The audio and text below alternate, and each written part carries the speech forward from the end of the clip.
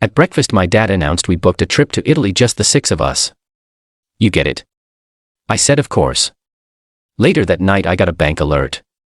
$9,200 charge from Rome, Venice, Florence hotels, tours, meals. I calmly disputed, froze the card and kept silent. At the airport my mom messaged, why did our boarding pass vanish? I just replied, I'm not on the trip.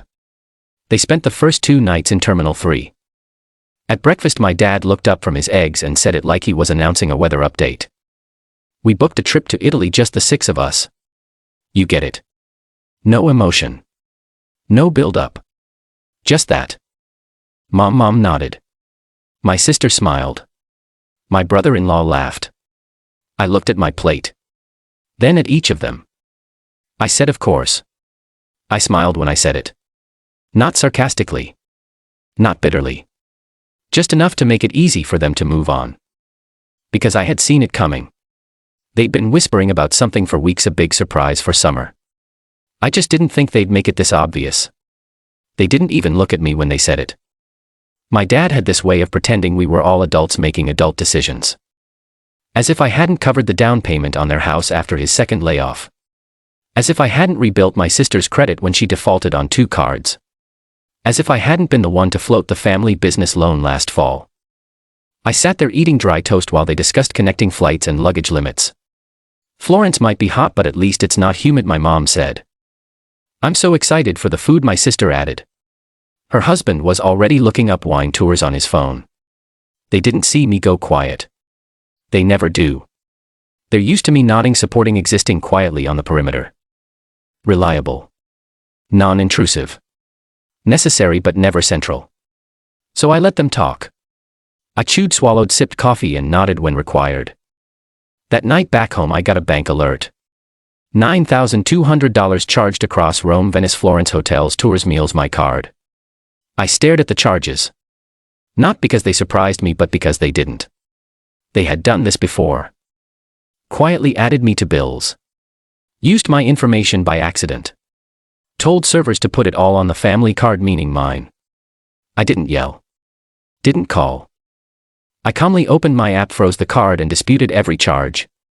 The bank flagged the transactions as fraudulent. It was done in 5 minutes. Then I turned off my phone, made tea and watched an old movie until I fell asleep. At the airport the next morning my mom messaged, why did our boarding pass vanish? I just replied, I'm not on the trip. That was it. They spent the first 2 nights in Terminal 3. No hotel, no tour, no wine. Just waiting, wondering. Blaming the airline. And I imagine eventually blaming me. It didn't start with Italy. It never does. These moments, these insults disguised as logistics, these betrayals masked as oversight, they accumulate slowly, strategically, like sediment. Italy was just the latest sedimentary layer in a cliffside I'd spent years pretending wasn't eroding. That night after I froze the card and watched their names vanish from my banking app, one couldn't sleep, not out of guilt. I felt nothing close to guilt. I felt clean. Silent. Like an empty room after the guests have finally left and you can hear yourself breathe again. But then the memory started to press in. I remembered the Christmas Eve they gave my seat to the neighbor, the one who ran the flooring store. We figured you'd be fine in the kitchen, my mom had said. I'd driven 6 hours for that dinner. They didn't even set a plate. I left, canceled the mortgage assistance I'd set up for them and shut down the streaming account they all shared. Then came the anniversary. $7,500 I paid for a dinner they turned into a comedy show at my expense. To those who actually matter, my brother toasted. They laughed. I smiled. Walked out. Voided the payment. Let the manager deliver the bill. They were trapped at the restaurant until Uncle Mike finally caved. Every incident alone could be passed off as a mistake, a miscommunication, a moment. But taken together, I pay. They laugh. I show up, they move around me. I help, they delete me. That's not miscommunication. That's strategy. That's architecture. I saw it all clearly now. I wasn't the sun. I was the subscription, the infrastructure, the unspoken financial buffer behind every spontaneous decision, every expensive dinner, every celebratory getaway. My role was fixed, invisible benefactor, not loved, tolerated, not seen, used. My sister's wedding. They charged $9,800 to my card without asking. Her bridesmaids laughed when I questioned it. You don't have a spouse or kids, might as well make yourself useful, she said. Useful. That's what I was to them. A resource. A utility. They saw my achievements not as personal milestones but as communal assets to be leveraged. My bachelorhood wasn't a choice. It was an opening. My silence wasn't peace. It was permission. Even when I tried to give out of love, they turned it into leverage. Like the time I paid for the backyard remodel. My mom called after the fact to say the celebration would be just immediate family. I canceled everything the next day. When she showed up at my door screaming, I let her scream. Then calmly opened the door. I had already made the decision. I was done being convenient. I used to believe deeply foolishly that they just didn't know better. That if I showed up enough, helped enough, paid enough, they'd finally see me. Not the wounded vet. Not the half-man with the prosthetic. Just their son. Just their brother. But that's not how this works. They didn't forget to invite me. They excluded me on purpose because I was easier to leave out than to value. Because I never made noise. I never broke the rules. I never fought back until now. Italy was different because this time I didn't just see the moment. I saw the pattern. And once you see the pattern, you stop questioning the pain. You stop asking why they keep doing it and start asking what they're getting from it. And what they got for years was everything. Access. Protection. Comfort. They could risk more. Spend more. Reach further. Because I existed. Because I was the fail-safe. And they assumed I'd never pull the plug.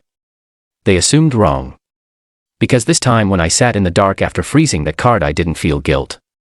I felt calculations, numbers, IP addresses, contracts.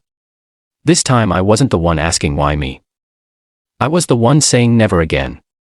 I didn't text them. I didn't call to explain, didn't ask if they understood. That's the beauty of cutting supply lines. You don't need permission. They woke up in Rome with no hotel confirmation, no tour reservations, and no clue why their prepaid itinerary had evaporated. I know this because I watched the refund confirmations roll in like rain through a cracked roof. It started with the boutique hotel in Trastevere, then the rooftop dinner in Florence, then the water taxi service in Venice. Each cancellation a message: access revoked. I was back in my apartment when the real work began. This time it wasn't just a freeze or a refund. This time I dismantled the whole architecture. They didn't know what I built, and more importantly what they were tied to. Step 1: communications. I logged into the family phone plan. My plan. 5 lines. Mine, there's my sister's. I didn't cancel it. Too clean. Instead I transferred full ownership to them, each with a 72-hour expiration. If they didn't accept, the lines would shut off. No grandfathered unlimited data. No shared cloud. No archive messages. Just static. Step 2. Identity infrastructure. The family password manager. Gone. I changed the master key and locked them out. Every saved login, from airline miles to utility portals, was now inaccessible. That meant no more. Can you just reset it for us? Texts. That meant digital silence. Step 3: access notes. Their house, the one I wired after my first raise, ran on systems I owned. Smart locks, thermostat, mesh, Wi-Fi, camera feeds, all tied to my cloud accounts. That Sunday, while they were stuck in a terminal trying to rebook a hostel, I suspended the entire license cluster. Their door locks defaulted to manual.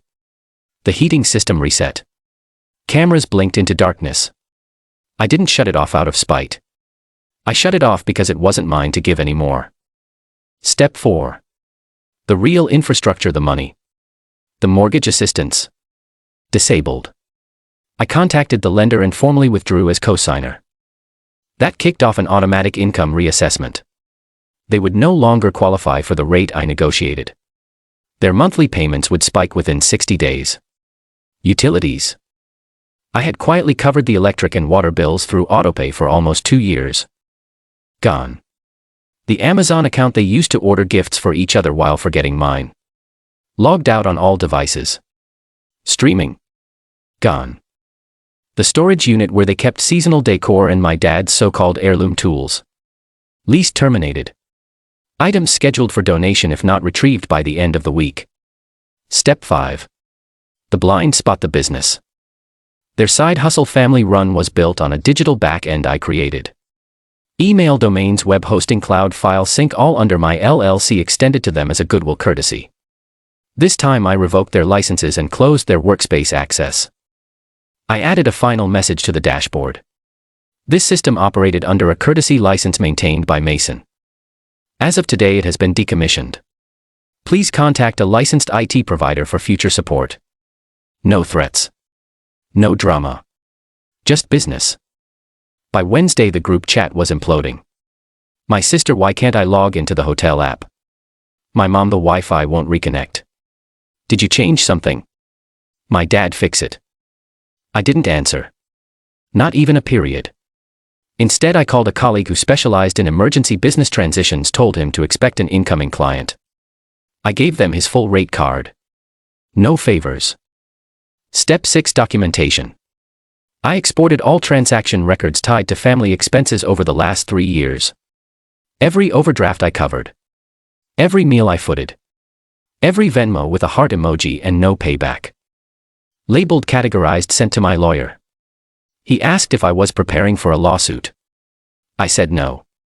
I was preparing for peace. Step 7. The fallout. Friday night, while they were supposedly in Florence trying to salvage a gelato tour, I received my first voicemail. Mom's voice drenched in confusion and guilt. This isn't like you, Mason. You're scaring us.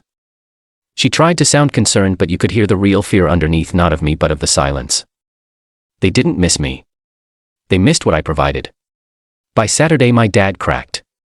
Sent me a wall of text about throwing away the family. I read it twice. It was mostly projection. We did everything for you. You used to be grateful. You're acting like a stranger. No mention of Italy. No mention of the charges on my card. No apology. Because for them this wasn't betrayal. It was rebellion. I had stepped out of my assigned role.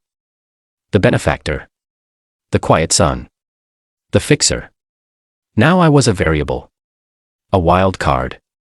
A system they couldn't control. And that terrified them more than any lost trip or frozen subscription. Because now they had to face the truth. The house they lived in emotionally, financially, technologically was one I built. Brick by brick. Login by login. Dollar by dollar. And they had been trespassing for years.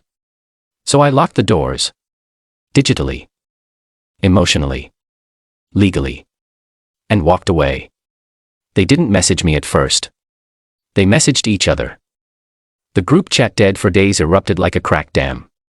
My sister sent the first one. Who changed the camera login? Then, is this some joke? 10 minutes later, my mom, we can't access the banking portal. Mason, did you do something? Then my dad chimed in, this is childish. Grow up. I didn't reply. So they escalated. That's what happens when you break their pattern.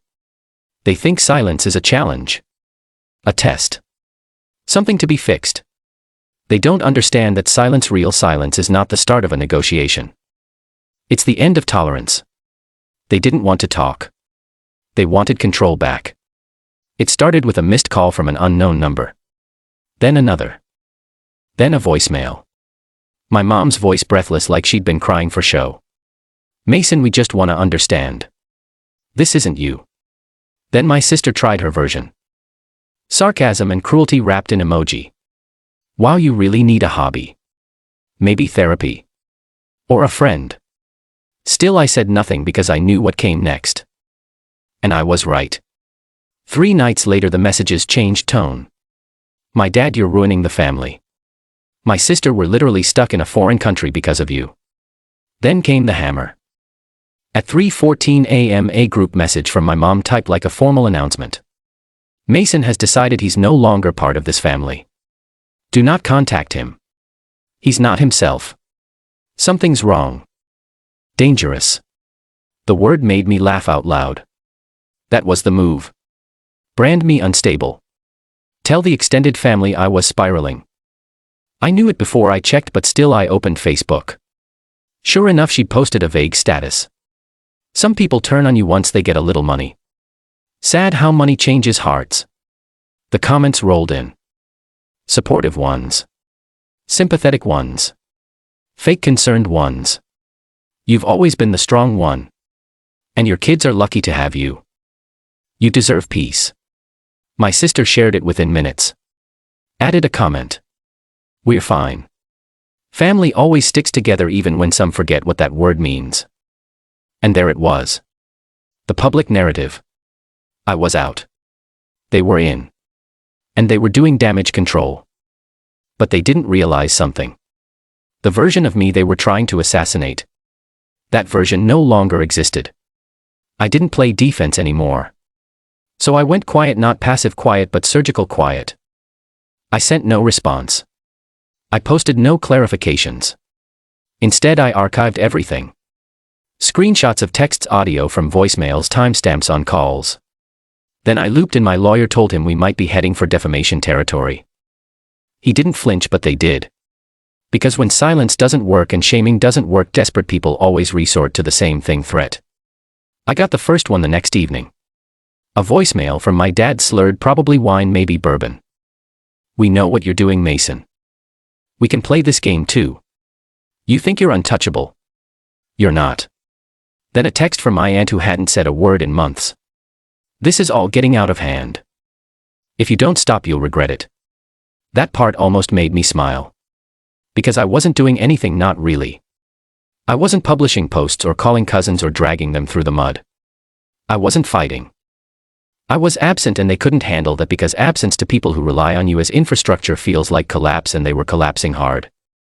By the end of the week, I heard through a mutual cousin that my mom had shown up to her hair appointment in tears, telling the stylist that her ungrateful son had stolen from them and left them stranded. She'd even claimed I'd been mentally off since the accident. That one cut, not because it hurt but because it was predictable. Discredit. Dismiss. Distance. They'd rather paint me as unstable than face the fact that I had simply stopped giving. But the tipping point came Sunday. I was out for a walk, headphones in, when a car pulled into my driveway back home. Security system caught it. My parents' SUV. They didn't knock. They didn't ring. They posted an envelope through the slot and left. Inside, a handwritten note from my dad. You think this makes you strong, but in the end you'll realize you still need us. And when you do, don't expect a welcome. Below that, a printed screenshot of a transfer receipt from 3 years ago when I'd sent them $15,000 after the furnace broke down. It had one line highlighted. We never asked for it. That was supposed to prove something that I'd given without request, and therefore it didn't count. That I had no right to take offense. And that's when I realized this wasn't just deflection. This wasn't a disagreement. It was quiet erosion, the kind that hollows out trust without anyone noticing. The kind where they try to poison the well you once drank from just to keep others from sipping it after you're gone. So I made a decision. No more defense. No more reaction. From now on I would only operate in facts, receipts, screenshots, logs, because they had tried to bury me in a narrative and I was going to show them I kept the data. They wanted silence or better, shame. Instead I gave them clarity. It started with a single Dropbox folder named plainly Family Ledger. I didn't send it to everyone, just the right ones. A few cousins, my grandfather's nurse. One ex-family friend who still followed me online and had been liking my mom's passive-aggressive posts. Inside, evidence. Bank statements with highlighted charges. My card. Their vacations. Screenshots of messages. Can you just cover this and we'll settle later? Later never came. PDFs of receipts from the Italy bookings, names attached, dates, flight numbers, hotels, all billed to me. All before the surprise breakfast announcement. Voice memos. One where my dad joked about getting another free trip out of Mason.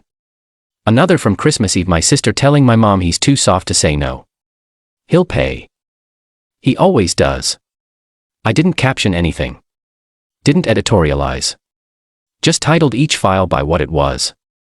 Florence Hotel.def Christmaschair.mp3 mortgagefreeze.jpg. Then I added one final note. This isn't revenge. This is balance. You told your story. I just shared mine with footnotes. The ripple was instant. By noon the next day I got a text from my cousin Jenna. Holy shit. I had no idea. They said you snapped. Then another from Uncle Lee. Your mom's deleting posts. She's panicking. I didn't respond. I just watched. Facebook. Silent. Instagram. Comments turned off. Family group chat. Dead. Then my lawyer called. Apparently someone had reached out to him anonymously, said they were concerned I was being slandered in community spaces. He asked if I wanted to escalate. I said no. Let them talk. I've got the transcript now. Because the power shift had already happened. They just hadn't felt the full gravity. That night I opened my phone to a barrage of new messages. From my mom, this isn't fair. You're airing dirty laundry. From my dad, you don't understand what you've done. From my sister, you always had a victim complex. Congrats on the pity tour. But none of them said I lied. Not one. Because they knew. And now everyone else did too. And the part that broke them wasn't the documents. It wasn't the proof. It was the fact that I didn't even raise my voice. I just raised the mirror. And they hated the reflection. The next morning I sent one final message to the family group chat. Just 5 words. I am no longer available. Then I left the chat. Blocked their numbers. Archived the folder. Not deleted, just filed.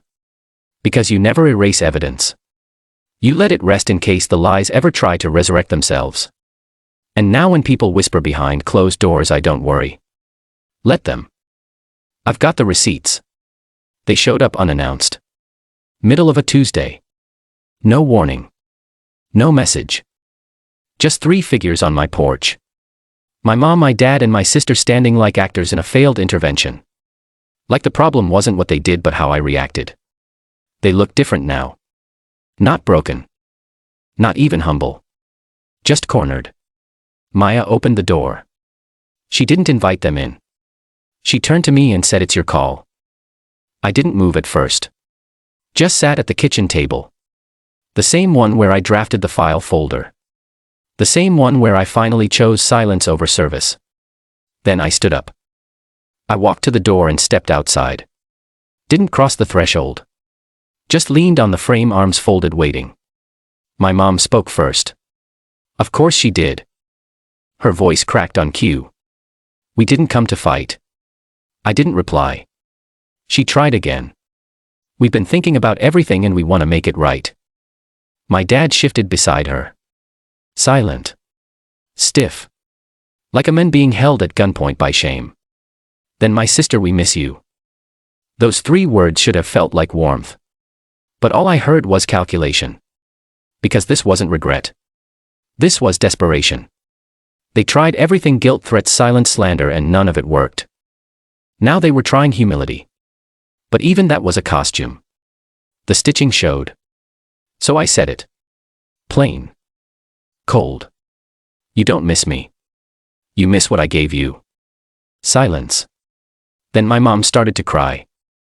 Quiet, performative tears. Her voice wavered. We didn't realize how far things had gone. I looked her straight in the eyes and asked, "How far did they have to go for you to see me?" My dad tried to deflect. "Look, you made your point. We get it.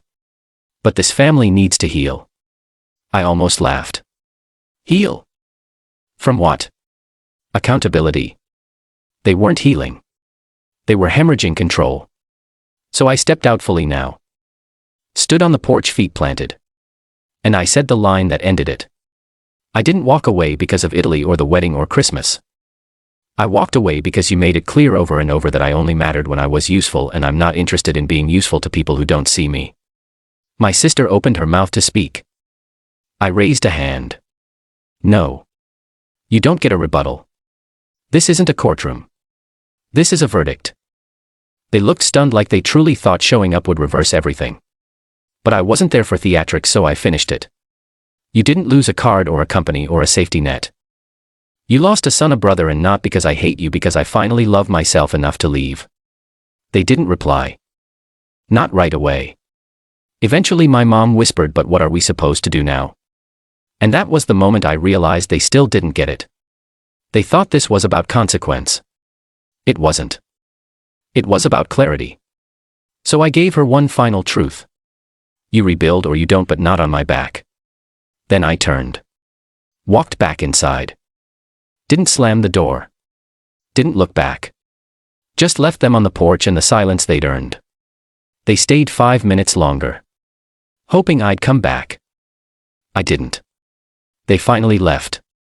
That was 3 months ago. They haven't tried again since. And that more than anything tells me this wasn't reconciliation. It was negotiation.